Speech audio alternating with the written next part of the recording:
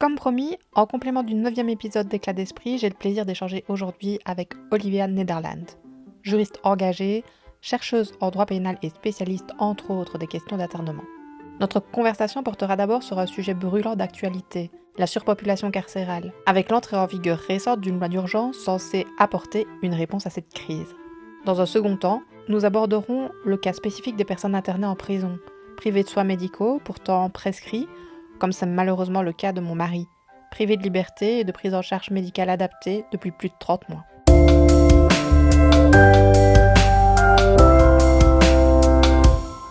Bonjour professeur Nederland, merci beaucoup d'avoir accepté mon invitation. Avant d'entrer dans le vif du sujet qui concerne aujourd'hui la surpopulation carcérale et la situation des personnes internées en prison, pourriez-vous nous raconter votre parcours et nous expliquer ce qui vous a amené à vous engager aussi fortement sur les questions pénitentiaires?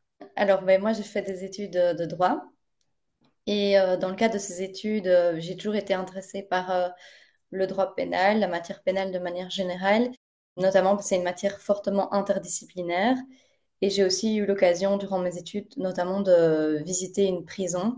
Et c'est une visite qui m'a fortement marquée parce que c'était la prison de Forêt, qui est dans un état de vétusté assez dramatique. Et à l'époque, il y avait encore là-bas l'annexe psychiatrique.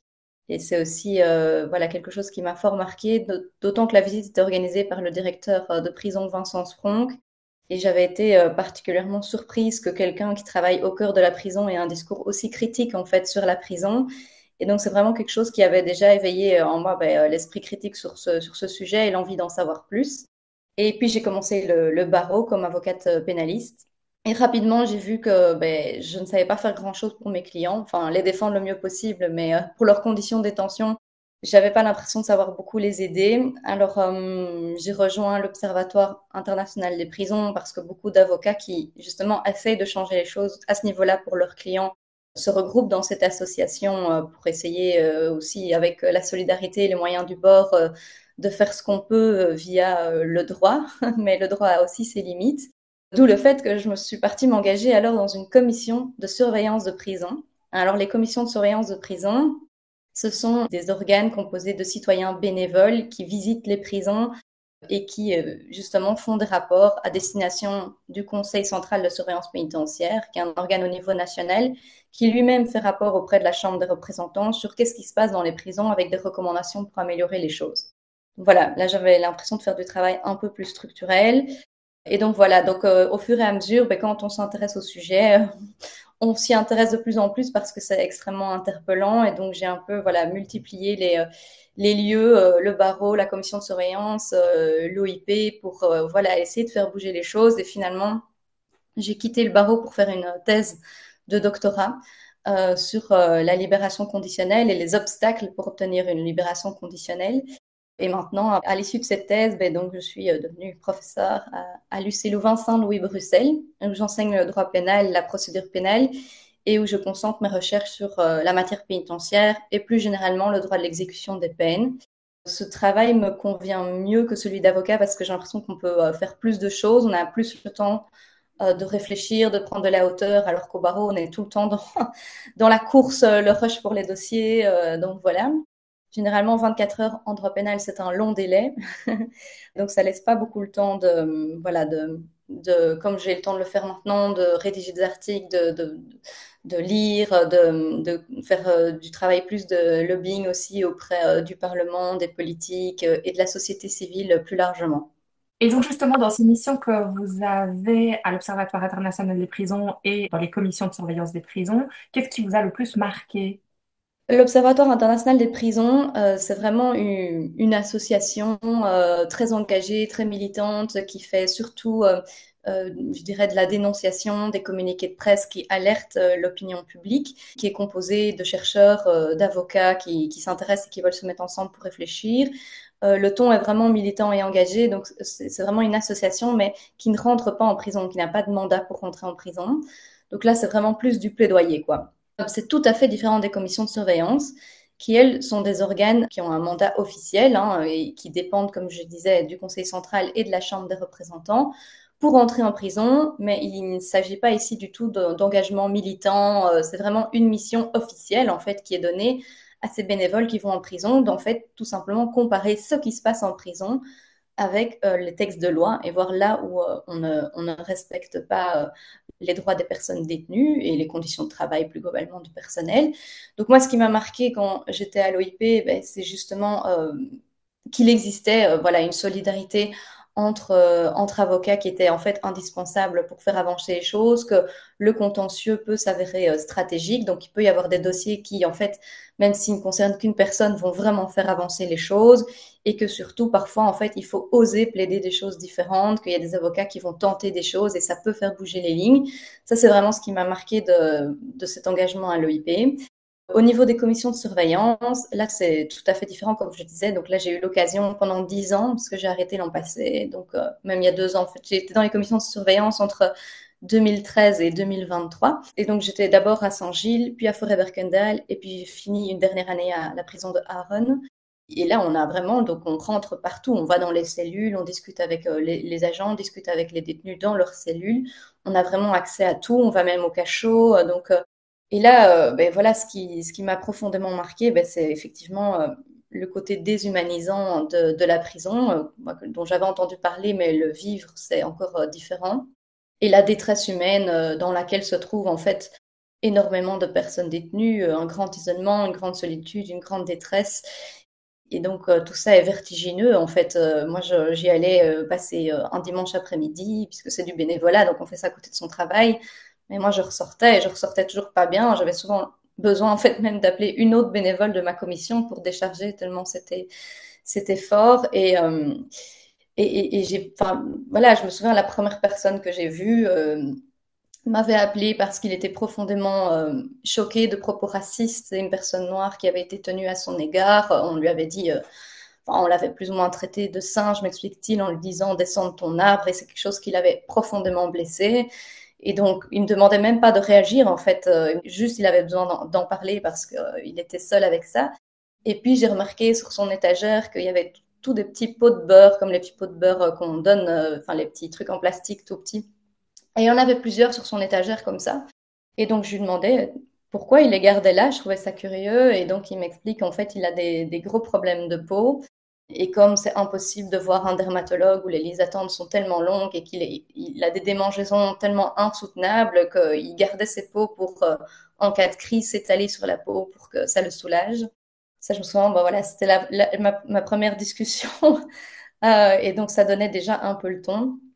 Et puis voilà, il y en a eu beaucoup d'autres hein, pendant 10 ans, et c'est sûr que ben, les personnes souffrant de troubles mentaux, ben, on en a vu. Hein. J'ai été ce soit à Forêt ou à Saint-Gilles ou à Arronne, dans des prisons où il y a des sections où se trouvent des personnes ayant des troubles mentaux.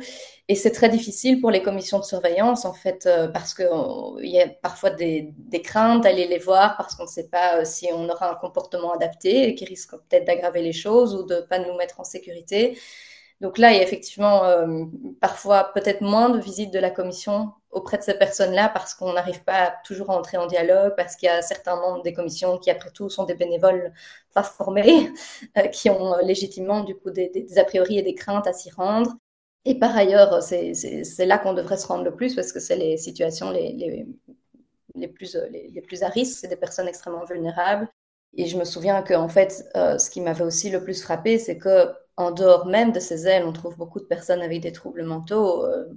Mes dernières semaines de membres de commission de surveillance à la prison de Aaron, c'est une agente elle-même, parce que parfois c'est les agents en fait qui font appel à nous aussi, contrairement à ce qu'on pourrait croire, qui dit venez absolument dans mon unité. Il y a voilà, une personne qui pense qu'elle est, je ne sais plus si c'était dans un avion ou une navette spatiale, qui était complètement perdue, déstructurée. Et elle me dit j'ai appelé le psychiatre, ça ne vient pas. Et donc le personnel lui-même était fort démuni par rapport à cette personne avec qui c'était quasiment impossible d'entrer en contact et de faire quelque chose, et qui semblait pas avoir de visite d'avocat ni de visite de famille. Et donc c'est toujours cet isolement qui est interpellant. Absolument, tout ça est très interpellant. Et c'est des choses dont grand public, donc moi je me considère grand public, là je commence seulement à m'intéresser à ces questions-là et je découvre l'impensable. Donc c'est toutes des choses, et on ne se doute, enfin on ne se doute pas au fait de ce qui se passe derrière ces murs. En tant que chercheuse, qu'est-ce qui vous semble encore aujourd'hui le plus mal compris dans le débat public concernant la prison? Le problème, c'est qu'il y a énormément de contenu socioculturel sur la prison, que ce soit à travers des séries grand public, etc., et qui donnent souvent une image tronquée de la prison, où on nous montre soit un milieu super viriliste, comme dans les séries américaines, enfin, soit effectivement un milieu avec des gens extrêmement dangereux. Je pense à toutes ces séries sur les tueurs en série qui nous font peur. Et donc, bah déjà, le premier problème, c'est que toutes ces séries nous disent qu'il faut avoir peur des gens qui sont en prison et nous donnent une image du public carcéral qui n'est pas celle en fait qu'on trouve dans les prisons. Et deuxième chose qui est véhiculée, c'est que les prisons apportent de la sécurité. Donc, tant que les prisons existent, on est en sécurité par rapport à ces personnes qui nous font peur. Alors que bon, on verra que la prison généralement accentue les problèmes, et ça on en reparlera. Et troisième grand stéréotype sur la prison, c'est que en fait la prison est là pour être une cascade, l'effet au carré, voire plus de la peine, à savoir qu'en prison, on ne devrait surtout pas avoir du confort, avoir des activités. On en parlait encore récemment dans les news en France. Donc la prison devrait être privée de tout, alors qu'en réalité, la loi nous dit bien que la prison, c'est la privation de la liberté. Et c'est tout. Et pourtant, on constate que la prison, c'est loin d'être uniquement une privation de liberté, c'est vraiment une atteinte à de multiples droits, même ceux qui sont pourtant garantis dans les lois. Et c'est en fait une peine en cascade. Donc, d'ailleurs, il y a un aumônier de prison, Philippe Landen, qui a écrit un livre qui s'appelle L'addition des peines, pour dire en fait que c'est la peine plus une autre peine, plus une autre peine, et toute cette cascade de conséquences qu'entraîne la prison pour la personne incarcérée, pour ses proches, même pour la société qu'on n'imagine pas. C'est ça, avec des répercussions sur du très long terme. Aujourd'hui, qu'est-ce que la société elle attend de la prison? Et est-ce que le système actuel il répond à nos attentes? Et je pense que ce que la société, de manière générale, attend, ce que les victimes attendent, c'est que la prison apporte de la sécurité et puisse éviter la récidive. Ça, c'est ce que le grand public attend. Et au niveau de ces attentes-là, eh bien, en fait, la prison n'y répond pas. En tout cas, la prison telle qu'elle est organisée actuellement. Alors, en termes de sécurité, oui, la personne sera éloignée de la prison pendant un certain temps, mais il y a certains types d'infractions qui peuvent se poursuivre depuis la prison. Et en matière de lutte contre la récidive, eh bien, il a été montré à suffisance qu'il y a pas mal d'études qui portent en fait sur quels sont les facteurs de désistance. La désistance, c'est ce qui permet de sortir d'une trajectoire délinquante, donc du fait de commettre des infractions. Et on constate bien que ça nécessite une prise en charge de plein de sortes de problèmes qui sont à l'origine de la commission des infractions, problème d'accès au logement, d'accès aux aides sociaux, problème de gestion d'une addiction comme la toxicomanie ou le fait d'être alcoolique ou ce genre de choses.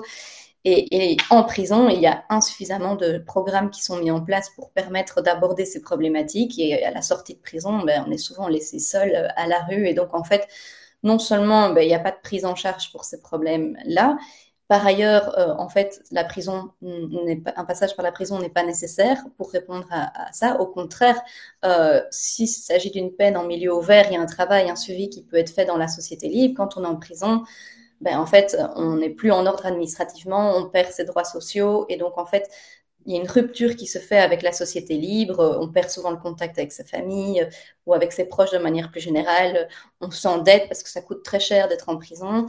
Et en plus, notre santé, tant physique que mentale, se dégrade. Donc les gens sortent de prison extrêmement fragilisés et encore moins aptes à pouvoir aborder les problèmes qui les ont souvent emmenés en prison. Alors, je ne dis pas que la pauvreté génère de la délinquance, loin de là, il ne faudrait pas faire ce raccourci de ce que je viens d'expliquer, mais en tout cas, c'est sûr que le fait de couper dans les aides sociales, de retirer les titres de séjour à plein de personnes, etc., va amener une grande précarité, va amener des gens à la rue, alors que dans la rue, on sait malheureusement qu'on peut être victime de réseaux, qu'on doit se débrouiller et qu'effectivement, certaines situations peuvent amener à ce qu'on doit voler et amener à ce que des infractions se commettent. Si vous coupez des places dans les hôpitaux psychiatriques, qu'il y a des personnes qui ne sont plus prises en charge pour leurs problématiques, qui se trouvent à la rue, qui décompensent dans la rue, que quelqu'un passe, qui vont proférer des menaces ou des coups parce qu'elles décompensent. Mais voilà, ces personnes, si on n'avait pas coupé dans le soin psychiatrique, auraient été prises en charge. Et là, il y a plus personne. Et donc, en fait, la prison hérite de tous ces problèmes qui ne relèvent en réalité pas de sa compétence. Donc, en réalité, les personnes qu'on trouve en prison aujourd'hui ne sont pas, comme on pourrait le penser, de grands criminels, des personnes qui ont commis des actes vraiment très graves, alors, en tout cas pas toujours, mais du coup, ça rassemble une population qui rencontre de multiples autres problèmes qui n'ont pas été résolus avant d'arriver à un délit plus ou moins grave. Mais il y a des personnes qui commettent des faits extrêmement graves, ça il faut pas le nier, et il y en a certaines qui sont en prison. Sauf que c'est pas la majorité de la population qu'on trouve dans les prisons.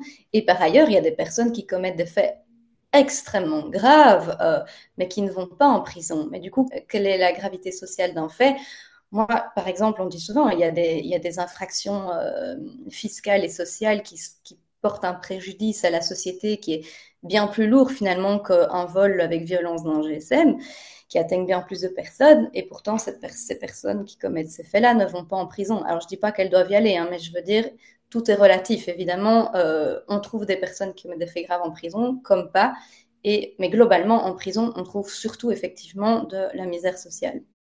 On va maintenant se pencher sur la problématique de la surpopulation carcérale qui est un sujet d'actualité. Donc, les premières alertes sur la surpopulation carcérale, elles datent des années 80. Le phénomène n'a fait que s'aggraver dans les années 90 et depuis, il est considéré comme chronique et structurel. Donc, des condamnations, il y en a déjà eu, hein. Des rapports européens ont régulièrement dénoncé les conditions de détention indignes. Aujourd'hui, malgré de nouvelles constructions qu'il y a eu, la surpopulation, elle reste un problème très grave qui dépasse largement la capacité officielle des établissements pénitentiaires. Donc, j'ai noté qu'il y avait 11 040 places disponibles dans les prisons belges actuellement et que fin juillet, on était à plus de 13 000 détenus, avec même au total 17 000 détenus, mais qui sont pas nécessairement en prison. Quel impact elle a, cette surpopulation, sur le personnel pénitentiaire déjà? J'ai noté qu'il y avait environ 10 000 personnes qui travaillent dans les prisons actuellement, mais aussi sur les détenus et sur la société en général. Effectivement, mais la surpopulation, c'est pas vraiment une crise actuelle, c'est une crise chronique. Et le problème, c'est que cette crise est générale. Les réponses apportées ne sont pas satisfaisantes et donc on n'en sort pas, puisque les réponses apportées, mais on pourra en reparler, c'est de toujours étendre le parc carcéral. Et ben, plus on construit, plus on remplit. Mais on pourra en reparler après. Mais donc, oui, les conséquences sont à tout niveau dramatiques. Il y a d'ailleurs un colloque qui a été organisé par le Conseil central de surveillance pénitentiaire avec un rapport et tout est disponible en ligne. Si vous voulez mettre le lien, je donnerai. Et donc, j'avais eu aussi l'occasion de prendre la parole à ce colloque et on a réfléchi, enfin, on a fait un peu un état des lieux sur les causes de la surpopulation, sur les conséquences de celle-ci. Et au niveau des conséquences, ben, déjà pour les personnes détenues, ben, ce sont des conditions de détention ben, dramatiques, hein, où on est l'un sur l'autre dans une promiscuité insoutenable qui génère tension, frustration, violence. Ça veut dire qu'on n'a pas tous accès aux préaux, aux activités, et surtout ben, un suivi en fait. Tous les acteurs sont débordés et donc le problème c'est que quand vous êtes en prison en Belgique, le principe c'est que vous devriez faire une partie en prison et une partie en libération conditionnelle pour favoriser votre réinsertion. Donc la libération conditionnelle, c'est que vous êtes dehors avec des conditions à respecter et un suivi. Et si vous ne respectez pas les conditions, que vous ne travaillez pas à votre réinsertion, on vous renvoie en prison. Ça, c'est ce qui, effectivement, devrait protéger le plus de la récidive, hein, c'est cette sortie encadrée. Mais cette sortie encadrée se prépare à l'intérieur avec des entretiens chez l'assistant social ou le psychologue ou les deux, des entretiens avec le directeur pour qu'un dossier soit monté pour évaluer les risques de vous libérer. Et ben, en contexte de surpopulation, ben, tout ce travail-là est retardé. Et donc, il y a beaucoup de personnes condamnées qui savent, par exemple, qu'elles ont normalement droit, en termes de conditions de temps, à la libération conditionnelle depuis X mois, X années parfois, et le dossier n'a même pas encore débuté. Donc, ça crée énormément de colère. Et donc, il y en a même qui disent finalement, bah, voilà, tant pis, je purgerai jusqu'au bout et je n'irai pas en libération conditionnelle, puisque parfois, comme le délai de libération conditionnelle, il est fixe, si vous voulez, parfois il vous reste un an à purger, mais on vous dit c'est 5 ans de libération conditionnelle, bah, alors vous dites non, je fais la dernière année. Tout ça contribue à ce que les gens restent plus longtemps. Mais donc voilà, pour les personnes, effectivement, c'est des conditions de détention dégradées, des dossiers qui tardent, etc. Et pour les proches des personnes détenues, c'est aussi effectivement compliqué de savoir qu'on a quelqu'un de proche qui vit ces détentions-là, de devoir aller en visite avec le retard que ça cause, puisqu'il n'y a pas assez de personnel.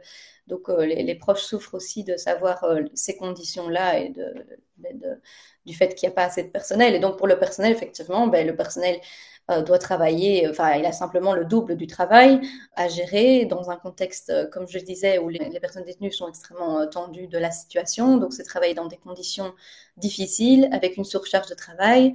Et donc, il y en a qui craquent bien légitimement et qui, en fait, du coup, sont en congé maladie. Et donc, les autres, ils ont encore plus. Et donc, c'est un peu un cercle vicieux où ils ont trop de travail, ils ont l'impression de ne pas être entendus non plus, puisqu'ils demandent plus de moyens humains, moins de personnes détenues.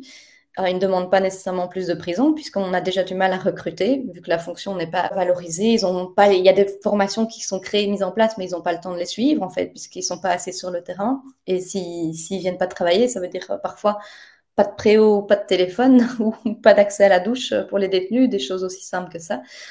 Donc c'est pas motivant, c'est pas motivant parce on leur avait dit, ben voilà, la fonction pénitentiaire va jouer un rôle dans la réinsertion. On le dit pas assez, on dit souvent que la réinsertion, c'est une compétence des services des communautés qui viennent offrir des activités en prison, etc. Mais non, la réinsertion, c'est une compétence partagée entre tous les acteurs en prison parce que justement, que ce soit les directeurs ou les agents pénitentiaires, ils doivent normalement aider et travailler avec les personnes détenues à l'élaboration d'un plan de détention qui prépare la réinsertion. Mais autant dire que ce plan de détention à l'heure actuelle n'existe pas, puisqu'il n'y a pas. Là, on est dans une opération survie pour donner la base de la base, le service minimum. Et donc voilà, c'est pas valorisant pour la fonction non plus. Voilà, il y a aussi, comme je disais, une détresse pour les détenus, leurs proches, pour le personnel. Et alors pour les victimes, il faut aussi en parler. Il y a des études qui montrent quelles sont les attentes des victimes. C'est des attentes d'être entendues, d'être reconnues dans leur statut de victime, d'être en sécurité, qu'on réponde à leurs besoins. Mais là aussi, en fait, on envoie les personnes en prison, mais il y a des services d'aide aux victimes qui existent, mais qui sont sous-financés, qui ne peuvent pas en faire assez pour elles.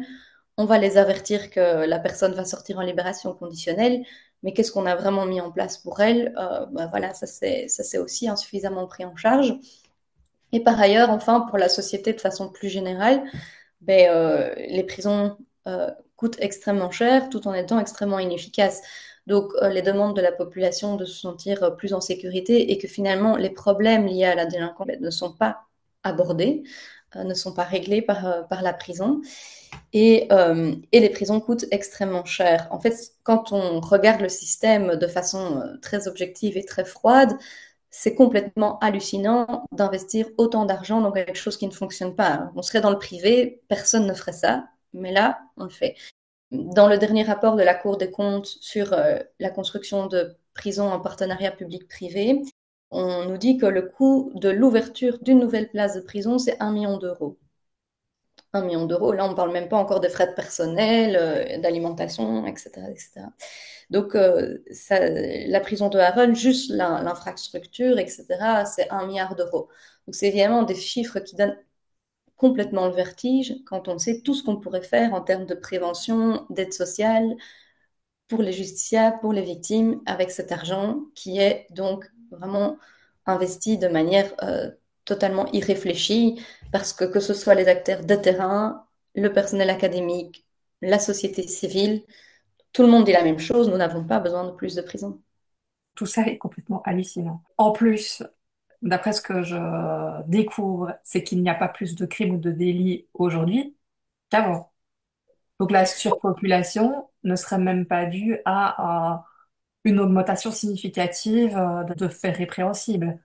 Alors, effectivement, dans les statistiques qui sont diffusées tant par la police que par le ministère public, donc le ministère public, ce sont les magistrats qui ont pour tâche de mener les enquêtes et donc de poursuivre les auteurs d'infractions, de les rechercher pour les amener devant les cours et tribunaux pour qu'ils soient jugés.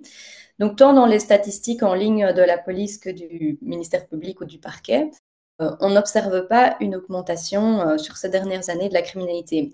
Cela dit, les chiffres de la criminalité, il faut les prendre avec des pincettes parce que on pourrait très bien décider demain d'engager 10% en plus de policiers ou de membres du ministère public qui vont se mettre alors à poursuivre plus et faire, entre guillemets, grimper les chiffres. Parce que finalement, en Belgique, il n'y a pas d'obligation du parquet de tout poursuivre devant les cours et tribunaux. Il y a d'ailleurs plein d'infractions qui ne vont jamais devant les cours et tribunaux ou qui s'arrêtent avec une transaction pénale. Hein. C'est le cas quand vous faites un excès de vitesse et que vous payez une somme pour que ça s'arrête là. Et puis il y a des infractions tout simplement qui ne sont pas poursuivies parce qu'on ne peut pas poursuivre tout. Hein. Je veux dire, c'est assez légitime. Si tous les feux rouges brûlés étaient poursuivis, voilà, le système serait vite étouffé. Il y a un choix qui est fait, c'est ce qu'on appelle la politique criminelle. Alors cette politique criminelle peut évoluer et on peut décider d'un coup de poursuivre beaucoup plus, ce qui ferait voilà, grandir les chiffres de la criminalité. Et donc il faut regarder peut-être quel type de criminalité augmente par type d'infraction, sachant qu'il y a toujours un chiffre noir, puisque donc tout n'est pas connu, tout n'est pas poursuivi. Donc il faut prendre ces chiffres avec précaution, mais globalement, ce qui en ressort, c'est effectivement qu'il n'y a pas globalement de chiffres, de statistiques d'infractions qui augmentent ces dernières années. Il faut effectivement tenir compte de ça. Cela dit, ça ne reflète pas non plus le sentiment d'insécurité des personnes, quelque chose de différent. C'est pas parce que la criminalité est stable que les personnes se sentent plus ou moins en sécurité. Et là, il y a plein d'autres choses qui vont jouer. Par exemple, si les médias diffusent beaucoup plus des faits infractionnels sur un ton qui peut faire ressentir aux personnes une insécurité, si on est globalement dans un climat d'insécurité plus général, parce qu'on est en fait dans une période où tout le monde reste traumatisé des guerres autour de nous, du Covid, du fait qu'on est en une période financière qui est difficile. Et donc, ça vient aussi, ce sentiment d'insécurité, se greffer sur ce contexte plus général.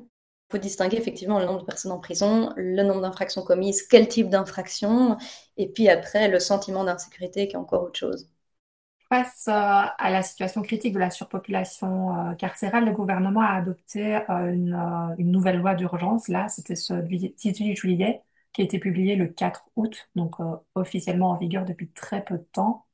Que dit cette nouvelle loi d'urgence et est-ce que vos préconisations d'experts ont été prises en compte? Alors, c'est extrêmement technique. C'est une matière, l'exécution des peines, qui est devenue extrêmement technique. Donc, pour faire court, on a en Belgique un système d'exécution des peines d'emprisonnement qui ne dépasse pas 3 ans, qui est très opaque, qui a beaucoup évolué. C'est un régime organisé par des textes administratifs et donc pas par la loi, jusqu'en 2022-2023, où on avait un système où on évitait que les personnes aillent en prison. Dès que c'était possible, on les mettait en bracelet électronique pour un temps et puis on les libérait automatiquement.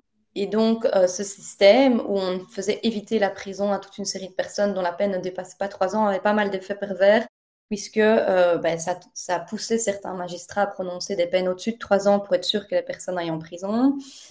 Alors que, en fait, il y a pas mal de personnes avec des peines en dessous de 3 ans qui allaient en prison parce qu'elles ne remplissaient pas les conditions du bracelet, par exemple, parce qu'elles n'avaient pas de domicile, et il faut un domicile pour le bracelet, ce genre de choses.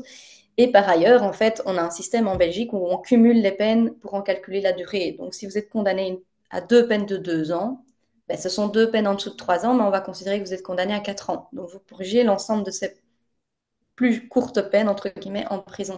Et donc, en vue de ces effets pervers, et puis surtout, il y avait aussi le fait qu'on disait, si une peine de 2 ans d'emprisonnement est prononcée, c'est pas normal que la personne aille en bracelet électronique. Il existe une peine de surveillance électronique. Donc, si le juge a choisi la peine de prison, c'est pas pour que la personne aille en bracelet. Donc, il y avait aussi cette idée de cohérence, de dire, en fait, si une peine est prononcée, elle doit être exécutée, sinon c'est incompréhensible et pour les justiciables, et pour la victime, et pour la société. Et ça, depuis des dizaines et des dizaines d'années, tout le monde le disait qu'il fallait aligner le système de peine au-dessus de 3 ans et en dessous de 3 ans, et que si c'est une peine de prison, on va en prison, et puis un juge octroie la libération conditionnelle s'il faut une sortie anticipée. Et donc, ce système n'avait jamais été appliqué, ce système de passage par le juge, et passage par la prison obligée et sortie par un juge, parce qu'on savait qu'envoyer toutes, entre guillemets, les peines en dessous de 3 ans en prison, même si certaines, comme je l'expliquais, étaient déjà exécutées en prison, mais les envoyer toutes en prison, ça allait faire exploser la surpopulation carcérale. Et donc, finalement, la réforme a été votée en 2022 pour les peines entre 2 ans et 3 ans, et puis en 2023 pour entre 6 mois et 3 ans. Et est arrivé ce qui devait arriver, c'est-à-dire que effectivement, toutes les personnes qui avant étaient mises ne passaient pas par la prison, étaient mises directement en bracelet, sont toutes arrivées en prison. Et il n'y avait plus de libération automatique du tout. C'est seulement si le juge de l'application des peines décide que les critères d'une libération conditionnelle sont remplis qu'elles sortaient après avoir purgé un tiers de leur peine en prison. Et donc, on a commencé à voir la population carcérale augmenter avec l'arrivée de toutes ces personnes-là, mais pas seulement. Il y avait aussi un contexte qui faisait que d'autres personnes sont arrivées en prison. On a effectivement constaté un nombre croissant d'internements, de personnes internées arrivant en prison. Plus globalement, la population en prison a aussi augmenté avec certains grands procès, etc. Avec le fait que plusieurs peines suspendues pendant le Covid ont été mises à exécution au fur et à mesure. Donc voilà, en fait, c'était l'effet conjugué de plein de choses, mais il n'y a pas eu de recherche pour montrer exactement quelles étaient les causes. Mais en tout cas, globalement, c'est ce que les acteurs de terrain relayent, c'est qu'il y a pas mal de causes qui se sont rassemblées pour faire que cette population carcérale, à partir de 2021, a complètement explosé pour dépasser le maximum de 12 000 qui avait alors été atteint, était dépassé. On est sur 13 000 personnes en prison en Belgique à l'heure actuelle, ce qui effectivement n'avait jamais été atteint dans l'histoire récente de la Belgique. Et donc là, pour un peu donner de l'air, le ministre de la Justice a octroyé des congés prolongés, donc il a fait sortir certaines personnes de prison. Il a aussi demandé au parquet d'arrêter d'envoyer en prison, c'est le parquet qui est responsable de la mise à exécution des peines de prison prononcées par les juges, de suspendre l'envoi des personnes condamnées en prison. Donc on a eu 700, 800 personnes en congé, 4000 peines suspendues plus ou moins, outre les 13 000 personnes en prison. Donc toutes des petites mesures bricolées dans l'urgence et non, on a dit, mais il faut une réforme plus fondamentale. Et donc, cette loi a été aussi, elle, prise dans l'urgence pour dire, finalement, en fait, cette loi, elle prévoit que les juges doivent encore plus motiver quand ils prononcent des peines de prison si on ne dépasse pas la peine de 3 ans. Bon, voilà, c'est une obligation, enfin, ces obligations de motivation existaient déjà d'une certaine manière, et donc les juges savent déjà que la peine de prison est l'ultime recours. Donc, je ne sais pas si, voilà, ils vont peut-être devoir rajouter une phrase dans leur décision, mais je pense que la majorité des juges savaient déjà qu'ils devaient utiliser la peine de prison comme ultime recours. Donc, je ne pense pas que ça va changer grand-chose. Mais soit, c'est quand même pas inutile non plus de le rappeler. Et puis, ils ont en fait modifié le régime qui est entré en vigueur en 2022-2023 de décision par le juge d'application des peines d'octroyer la libération conditionnelle pour, entre guillemets, un peu forcer la main à ces juges pour libérer plus vite. Donc, en disant qu'ils devaient vérifier moins de conditions, qu'ils ne devaient pas toujours demander des enquêtes sociales pour vraiment faire une analyse de risque approfondie comme ils le faisaient. Donc, ils leur demandent un peu de faire des libérations automatiques sans le dire, ce qui va probablement mettre ces juges très mal à l'aise, puisqu'ils vont dire, en fait, soit vous faites une libération automatique, soit on prend le temps de faire correctement notre travail en analysant la situation sur la base d'informations. Mais donc voilà, de nouveau, ça, je ne sais pas si ça va vraiment faciliter les sorties, puisque les personnes doivent quand même continuer à faire un tiers en prison avant leur libération, même si la loi prévoit qu'à partir du moment où le directeur rend un avis positif, puisqu'en fait, le directeur rend toujours un avis pour le juge d'application des peines, un avis positif pour un bracelet électronique ou une libération conditionnelle, par exemple, à certaines conditions, alors la personne peut être dehors dans l'attente du jugement. Donc ça peut éventuellement... Mais bon, voilà, il faut quand même un certain délai été purgé en prison avant qu'il y ait cette possibilité. Et puis la loi crée une modalité qui est la libération anticipée. Donc, s'il vous reste 6 mois de votre peine à purger, vous pouvez être mis dehors à ce moment-là, mais il y a toute une série de conditions à remplir. Il ne faut pas avoir une peine de plus de 10 ans, il ne faut pas avoir commis certains faits, il ne faut pas qu'il y ait de risque, il faut avoir une adresse, il ne faut pas qu'il y ait de risque pour l'intégrité physique ou psychique de tiers. Donc voilà, ce ne sera pas pour tout le monde non plus. Mais voilà, tout ça, ce sont des petites mesures qui ne vont pas soulager véritablement les prisons et qui n'abordent pas le problème de façon structurelle. Mais donc, voilà, je pense que cette loi, c'est de nouveau des petites mesures, un peu du bricolage, et ça ne va pas résoudre le problème de la surpopulation qui nécessite des mesures bien plus radicales et structurelles pour en fait limiter le nombre de personnes en détention. Donc voilà, là je pense qu'il y a effectivement un courage politique qui est nécessaire puisque pendant tellement d'années, le politique nous a dit il faut plus de prisons que il va falloir en fait un gros effort pédagogique et indispensable et basé sur des recherches scientifiques, l'expérience d'acteurs de terrain pour dire en fait non, nous n'avons pas besoin de plus de prisons. Donc nous allons prendre des mesures avec des quotas s'il le faut, un nombre de places limité en prison et nous allons investir massivement à côté dans la prévention pour qu'au fur et à mesure les vrais problèmes soient pris en charge. Mais ça, on dispose déjà de toutes les recherches, de toutes les données qui vont dans ce sens-là. Oui, oui, oui, Voilà. oui. Donc là, c'est vraiment une décision politique qui manque. Oui, ben d'ailleurs, il y a des pays qui ont fait le choix en fait de baser leur politique criminelle et pénitentiaire sur des recherches. C'est le cas par exemple de la Finlande, etc. Ou alors avec un effort pédagogique massif et d'expliquer au grand public pourquoi en fait c'est pas la prison la solution, pourquoi il faut investir dans d'autres formes de réponses. Quand on explique, c'est bien ça, moi je le vois bien avec mes étudiants, hein, ils sont tous, enfin il y en a beaucoup qui vont être a priori pour la prison, contre la libération conditionnelle parce qu'on les a biberonnés à ça. Je leur fais lire des textes, on en discute et en fait très rapidement, en fait, une fois qu'ils sont correctement informés, ben, les personnes se rendent compte que ce n'est pas du tout la solution et se demandent pourquoi ils n'ont pas entendu ça auparavant. C'est la même chose quand la prison de Aaron a été construite. Au début, les habitants s'opposaient parce que personne ne veut d'une prison près de chez soi. Mais après, ils s'y opposaient davantage parce qu'ils étaient contre l'idée même de construire une prison, parce qu'ils ont pris le temps de se renseigner, de s'informer.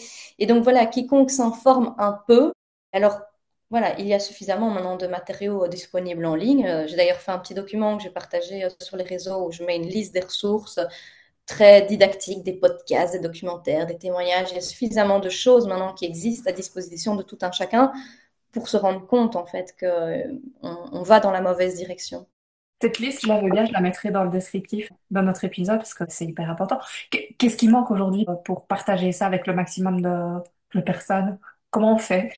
Ben voilà, c'est pour ça que à titre personnel, donc moi je suis dans l'ASBL 9 mètres carrés, qui est donc une ASBL qui veut faire de la sensibilisation massive en investissant la prison de Forêt qui est vide maintenant depuis novembre 2022, quand la prison de Harren a ouvert et que les détenus y ont été transférés. Et donc cette prison est vide et on voudrait y construire un centre d'interprétation de la prison, un centre d'espace citoyen pour réfléchir à l'enfermement en créant un parcours pédagogique à l'intérieur de la prison pour qu'en fait on puisse vraiment toucher les gens par leur sens en leur expliquant, ben voilà, regardez, c'est à ça que ça ressemble une prison, c'est ça la taille d'une cellule. Ce sera beaucoup plus concret que, voilà, souvent, moi, avec l'OIP, j'ai été dans des écoles, etc., mais c'est encore différent de les amener dans le lieu, un lieu qui est aussi chargé d'histoire, chargé du passage de toutes ces personnes, pour là, les sensibiliser à ce qu'est la prison, ses conséquences pour tout un chacun,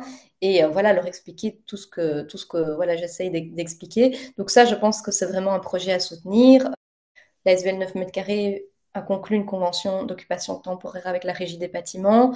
Après, on reste une poignée d'une dizaine de bénévoles qui faisons ça tous à côté de notre travail. Donc, on va vraiment avoir besoin de soutien, de personnes qui nous aident pour créer ces dispositifs pédagogiques et emmener un maximum de jeunes. Hein. Moi, je crois surtout dans la sensibilisation des jeunes qui construiront la société de demain par rapport au recours à la non-solution prison. Et dans l'attente, moi je participe aussi aux Journées nationales de la prison. Cette année, c'est du 13 au 23 novembre, c'est toujours en novembre, où tous ceux qui travaillent de près ou de loin sur la prison savent que pendant ces 10 journées, on essaye d'organiser quelque chose en prison, en dehors de la prison, pour sensibiliser le grand public, que ce soit des ciné-débats, des procès fictifs. Donc il y a plein de choses qui se mettent en place pendant ces journées-là, où on fait tous des efforts pour essayer de toucher un public non averti. Parce que généralement, quand on organise des choses, on est toujours entre 10 convaincus. Donc là, pendant ces journées-là, on essaye de faire des choses qui touchent des personnes qui, a priori, ne s'intéressent pas à ce sujet. Il ne faut pas grand-chose pour qu'elle soit convaincue que faire autrement est une bonne chose, serait une bonne chose. J'ai lu aussi que la ministre de la Justice a annoncé la construction de places supplémentaires de prison pour un budget qui me semble colossal, 55 millions d'euros. Sachant ce qu'il y a à savoir, comment c'est possible?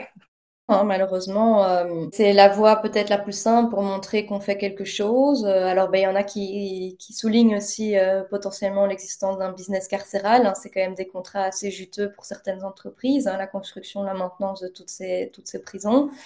Et c'est de nouveau une solution qui n'en est pas une, qu'on nous présente comme la solution, alors que de nouveau, depuis toujours, on montre que plus on construit, plus on remplit. Hein. C'est quelque chose qu'on voit pas seulement avec les prisons d'ailleurs. Et donc, on l'a bien vu, la prison de Haron, à peine ouverte, elle était remplie. Et on n'a même pas su fermer Saint-Gilles ni Berkendal, qu'on a du coup transformé en maison de détention. Donc, construire n'est pas la solution, tout le monde le dit.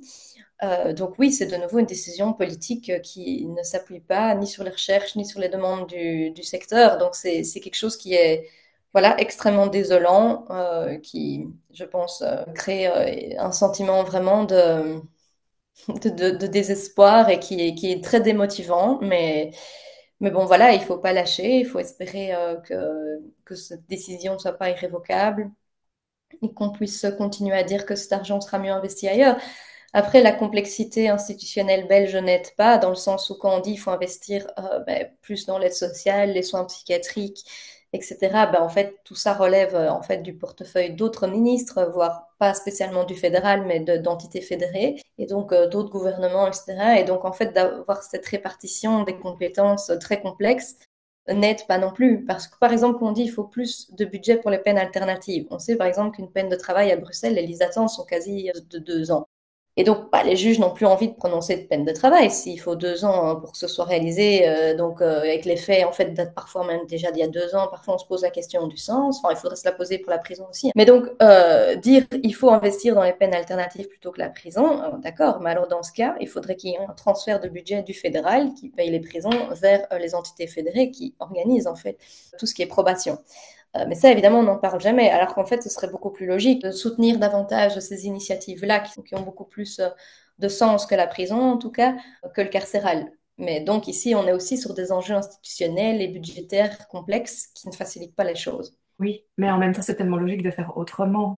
Rien ne me semble impossible et pourtant, Non, il faut des concertations entre les différents gouvernements et voilà, mettre une fois pour toutes le budget sur la table et mettre l'argent là où c'est nécessaire pour ouais. avoir des solutions aux problèmes, quoi. Venons-en à un sujet qui me concerne directement, les personnes internées qui se retrouvent en prison. Est-ce que vous pouvez rapidement rappeler les conditions pour être interné? Donc, il y a certaines personnes qui vont être considérées irresponsables pénalement au moment où elles ont commis les faits. Ça peut arriver qu'en fait, on soit irresponsable au moment des faits et qu'au moment du jugement, on aille mieux et qu'on soit pas dans le même état. Donc, il faut vraiment distinguer les deux moments, le moment comme elle est faite et le moment où le jugement est prononcé. Parce qu'on peut aussi être tout à fait sain d'esprit au moment comme elle est faite et puis au moment du prononcé, souffrir d'un trouble mental, etc. Donc, il faut effectivement regarder pour la question de l'internement au moment du jugement.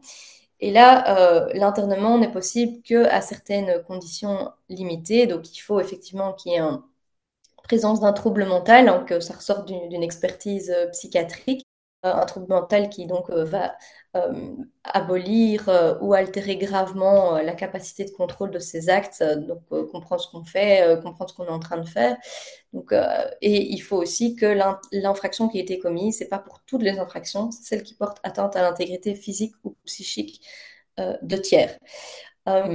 Et donc, en fait, il faut aussi qu'il y ait ce qu'on appelle un risque de récidive, donc un danger en raison de ce trouble d'autres facteurs, on puisse recommettre des faits. Et donc, les juges, sur la base d'une expertise, vont regarder ces critères-là pour savoir si ils prononcent l'internement. Après, l'expertise n'est qu'un avis. Le juge pourrait, sur la base d'autres éléments du dossier, décider qu'il n'y a pas lieu de prononcer l'internement. Et une fois que l'internement est prononcé, soit par des juridictions d'instruction au bout de l'enquête, soit par les juridictions de jugement, eh bien, la personne va dépendre pour le suivi de cette mesure, puisqu'elle est prononcée à durée indéterminée, de ce qu'on appelle les chambres de protection sociale. Donc, c'est une juridiction particulière, multidisciplinaire, composée de 3 juges, donc un juge professionnel et 2 assesseurs qui ont des spécialisations en réinsertion et en expertise de psychologie clinique, qui vont décider si la personne doit exécuter son internement en étant privée de liberté, dans un lieu de privation de liberté pour personnes internées, ou peut être libérée à l'essai et être chez elle avec des conditions, dans un milieu de soins, avec des possibilités de sortie et des conditions à respecter. Globalement, comme ça que se passe le système de l'internement. Et puis, quand effectivement, à un certain moment, bien sûr, c'est une mesure à durée indéterminée, mais la Chambre de protection sociale peut à un moment donné octroyer la libération définitive quand effectivement on constate que le trouble est stabilisé et ne génère plus de risque de récidive. Oui, sauf que du coup, les personnes qui se retrouvent internées en prison n'ont pas accès aux soins que la loi permet normalement. Et donc, comment arriver à, à stabiliser une maladie psychique quand il n'y a pas les soins. C'est ça, en fait, la loi prévoit qu'il y a des lieux dans lesquels les internés peuvent être ou non. Et elle prévoit que normalement, une personne internée ne peut pas être dans le régime ordinaire d'une prison ou dans l'annexe psychiatrique d'une prison. Malheureusement, on trouve des personnes internées dans ces endroits. Donc, c'est tout à fait une situation illégale, mais c'est quelque chose qui arrive malheureusement. Et alors, la loi, par contre, permet que les internés soient dans des sections de défense sociale. Donc, ce sont des ailes au sein de prisons où, normalement, il y a plus de soins que dans le reste du régime. Et ça, c'est encore quelque chose qui est à vérifier sur le terrain. Et quand on voit effectivement les rapports de commission de surveillance ou du conseil central justement qui ont visité ces lieux et certaines jurisprudences, on voit que parfois il n'y a aucune différence entre une section de défense sociale et une annexe psychiatrique. C'est tout à fait du régime carcéral où les soins ne sont pas non plus suffisants. Et donc là, clairement, dans ce cas-là, avec ce constat-là, même si la loi dit qu'on peut, eh bien, les critères ne sont pas remplis. Et d'ailleurs, la Cour européenne des droits de l'homme a condamné la Belgique du fait que des personnes dans les sections de défense sociale ne recevaient pas les soins nécessaires à leur état. Et donc, quand bien même la loi dit que c'est légal de les mettre dans ces sections de défense sociale, si les critères ne sont pas remplis, eh bien, c'est illégal selon les critères de la Convention européenne des droits de l'homme. Aujourd'hui, ça concerne combien de personnes? Combien de personnes se retrouvent internées mais en prison? Aujourd'hui, il y a 1054 personnes internées dans les prisons. Depuis que je m'intéresse au sujet, ça ne fait qu'augmenter Oui, chaque mois. Ça ne fait qu'augmenter. C'est assez incroyable aussi quand on sait qu'au final, au final, il n'y a pas un interné en prison qui se retrouve dans une section de défense sociale qui répond aux critères de la loi. voilà. Ils sont tous en détention illégale. Les 1054, à mon sens, devraient sortir de prison. Tout à l'heure, enfin, vous parliez des victimes. Donc moi, dans ce dossier, je suis considérée comme victime. Je me reconnais pas du tout dans tout ça. Hein. Nous, ce qu'on demandait, c'était une mise en observation. Donc le statut de victime ne enfin, je n'y adhère pas du tout. Je m'y reconnais pas. Mais par contre, effectivement, sachant qu'il n'y a aucun soin, si un jour on me dit ah bah tiens, il a obtenu sa libération définitive, ben, je ne serais pas du tout rassurée parce que il n'y a aucun doute que la maladie n'a pas été traitée. Donc même si avant je me sentais pas du tout en danger, aujourd'hui je me pose pas de questions. Après presque 3 ans de prison avec Mhm. une maladie qui n'est pas soignée, enfin comment peut-on faire pire? Je ne pense pas qu'on puisse faire pire, en fait. Ça, oui, c'est quelque chose qui vaut pour toutes les personnes en prison. Comme on le disait tout à l'heure, en fait, la demande tant des victimes que de la société, c'est de la sécurité, mais la prison n'apporte pas ça si rien n'est mis en place. Et donc, pour les internés, c'est d'autant plus grave qu'en fait, on a une obligation, pas seulement nationale, mais des conventions internationales, de protéger les personnes vulnérables et nécessitant des soins de santé en leur apportant les soins, sinon la détention en devient illégale. Et donc ici, c'est d'autant plus grave parce que l'État belge donc, a une responsabilité au niveau des instances des droits humains, même internationales, par rapport à cette défaillance dans la prise en charge des personnes internées. Alors, je ne dis pas qu'il n'y a rien qui est mis en place. Hein. Il y a des travailleurs qui sont là, qui font ce qu'ils peuvent avec les moyens du bord, mais c'est pas du tout sur eux qu'on a envie de taper aujourd'hui parce que ce sont justement les courageux qui y sont. Ils sont pas nombreux. Parce qu'il faut le vouloir pour travailler dans les prisons, mais clairement, ils le disent d'ailleurs eux-mêmes, c'est complètement insuffisant ce qui est fait et les moyens qu'on leur donne. Ils le disent, c'est pas en prison qu'on apporte du soin. Enfin, ça ne va pas ensemble, prison et soins. En tout cas, pas dans la façon dont les prisons sont organisées aujourd'hui. Non, tout à fait. La loi du 5 mai 2014, ça vient de passer le cap de ces 11 ans. Est-ce qu'on dispose aujourd'hui d'une évaluation rigoureuse des effets de ces internements? Ça, c'est le problème aussi en Belgique, c'est qu'on vote des lois, mais sans mandater des chercheurs après pour faire des évaluations tout à fait globales sur le long cours des lois qui sont votées. Donc ici, non, on n'a pas d'évaluation globale du système qui a été mis en place. Je me posais toute une série de questions. Il y a environ 4500 personnes sous le statut d'internet actuellement en Belgique. Combien sont passées par la case prison? Enfin, qu'est-ce qu'elles sont devenues aujourd'hui, les personnes qui ont été libérées définitivement? Combien, est-ce qu'il y en a? Combien il y en a? Qu'est-ce qu'elles ont comme vie? Enfin, Tout ça, c'est des choses dont je voudrais obtenir les réponses, mais a priori, elles n'existent pas vraiment.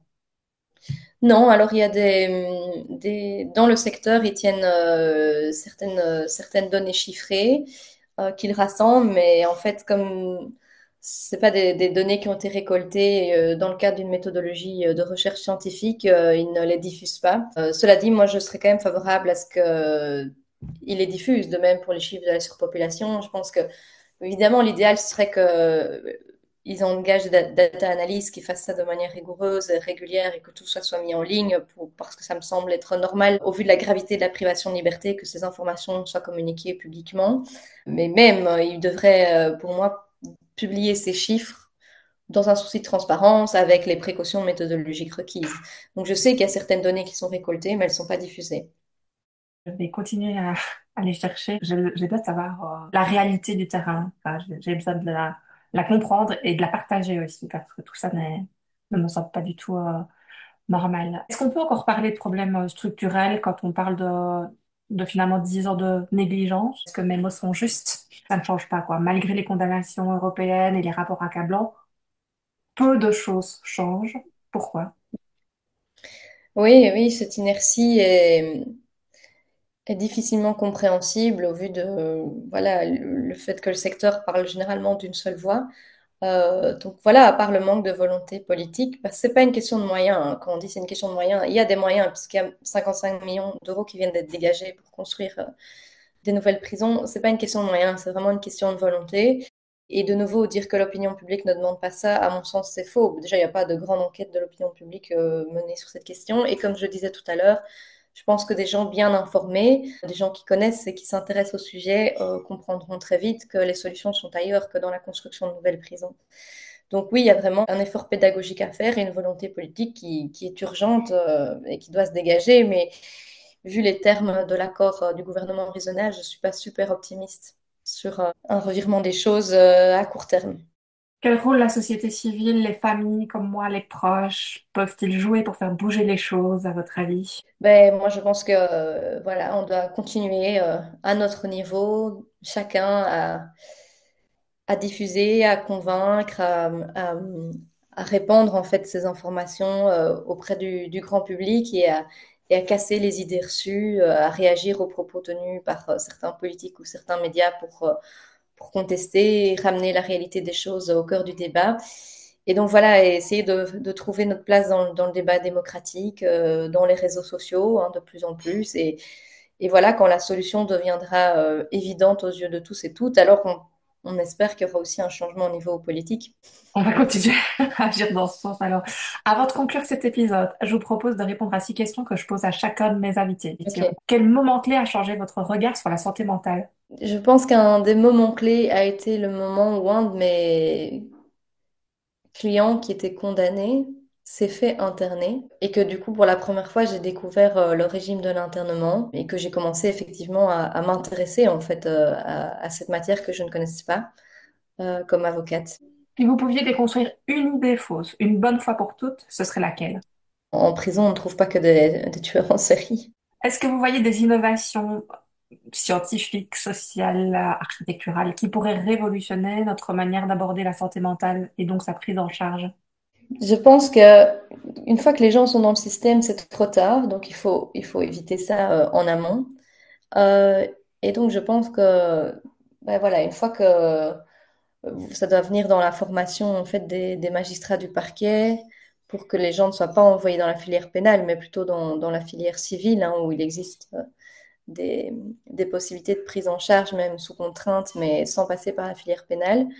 Et donc voilà, je pense que c'est à ce niveau-là. Et donc moi, ce que je dirais, c'est des cabinets, aussi des cabinets d'avocats interdisciplinaires avec des gens spécialisés en santé mentale pour justement travailler avec le parquet pour orienter les dossiers en amont vers une autre prise en charge que celle de la filière pénale.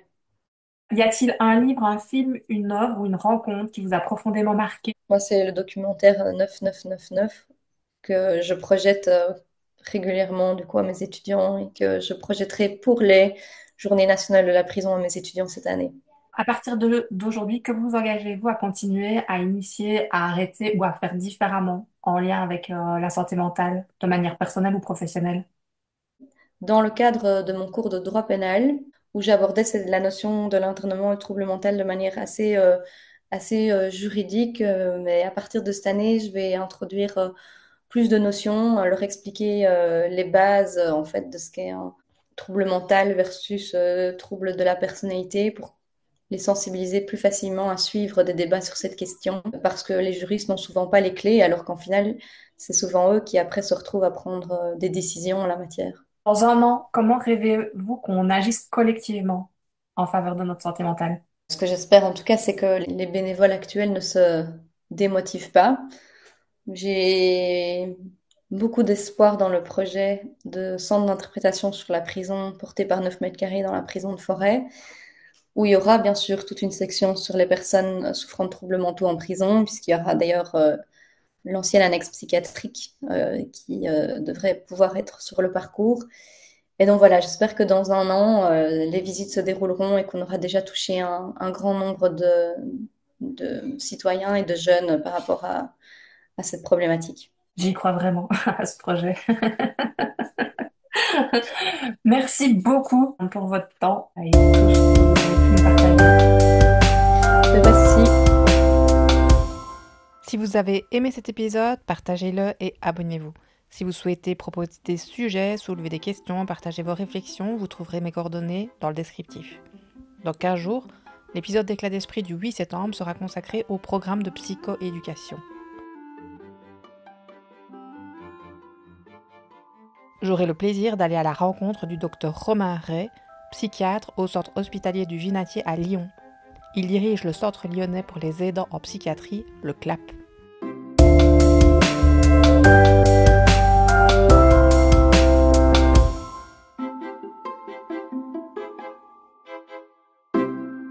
Vous venez d'écouter Éclat d'esprit, le podcast qui met en lumière avec authenticité et ouverture d'esprit les mystères de notre santé mentale. Ici, nous explorons les failles de notre esprit pour mieux comprendre ses forces. Nous brisons les tabous, on déconstruit nos idées reçues et nos préjugés, on parle espoir et rétablissement. Entre éclat de voix et éclat de rire, nous partageons nos expériences. Nous ouvrons un dialogue inédit avec des personnes concernées par un trouble, des experts à la pointe des évolutions actuelles et les acteurs pluridisciplinaires de terrain. Notre objectif ? Faire éclater nos vérités, contribuer à mieux comprendre les réalités complexes des maladies et de leur prise en charge pour ouvrir la voie vers d'autres possibles. En fil rouge, mon parcours personnel face à la maladie de mon mari, qui m'a confirmé que, tout comme les éclats de lumière se révèlent dans l'ombre, les moments les plus sombres de nos vies peuvent aussi faire naître des éclats de vie. De l'éclat d'esprit à l'éclat de génie, il n'y a qu'un pas. Franchissons-le pour construire ensemble un monde où la santé mentale est accessible à tous.